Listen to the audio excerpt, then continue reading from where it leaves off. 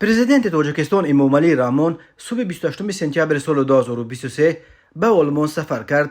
خدمات مطبوعات پرزیدنت تاجیکستان گفت امامعلی رحمان به منظور اشتراک در نشست سران دولت‌های آسیای مرکزی و جمهوری فدرالی آلمان به آلمان رفته است و او را در این سفر وزیر کارهای خارجی، یاردمچی پرزیدنت عاید به مسائل رابطه‌های خارجی و عاید به مسائل‌های اقتصادی، وزیران صنعت و تکنولوژی‌های نو، مالیه و دیگر شخصان رسمی همراهی می‌کنند. درباره موضوع ملاقات سران آلمان و آسیای مرکزی تفصیلات داده نشده است. قبلا دفتر پرزیدنت آلمان فرانک والتر شتاینمایر خبر داد که نخستین ملاقات در سطح پرزیدنت‌های آلمان و قزاقستان و قرقیزستان، ترکمنستان و تاجیکستان و ازبکستان صبح 29 سپتامبر در قرارگاه پرزیدنت آلمان در شهر برلین برگزار می‌شود. ملاقات پرزیدنت آلمان با رهبران دولت‌های آسیای مرکزی همگی چند روز بعد عین ملاقات پرزیدنت امریکا با سران کشورهای این منطقه صورت می‌گیرد.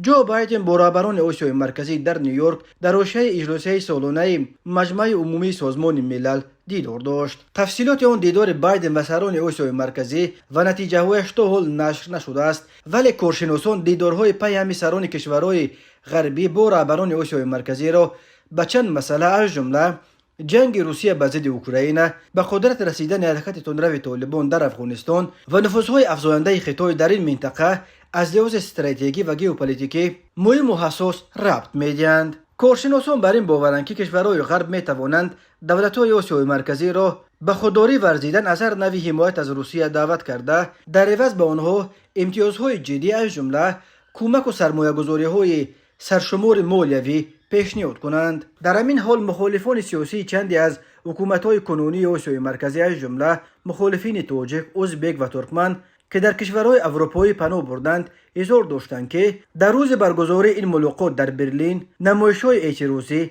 برپا خواهند کرد. پیمان ملی تاجیکستان و گروه 24 دو حرکت اپوزیسیونی در تاجیکستان ممنوع از عزم خود برای برگزاری اعتراضهای مشترک در روز سفر پرزیدنت امامعلی رحمان خبر دادند. در صورت برگزار شدنش این نخستین اقدام مشترک این دو گروه اپوزیسیون تاجیک در اروپا خواهد شد. تا کنون گروه 24 اصولاً از پیمان ملی و دیگر گروه‌های مخالفین همیشه فاصله می‌گرفت. سلیم سلطانزاده سخنگوی پیمان ملی روز 28 سپتامبر به پایگاه خبری بامداد گفت که آنها برای برگزاری اعتراض خود علیه رسما اجازت گرفتند.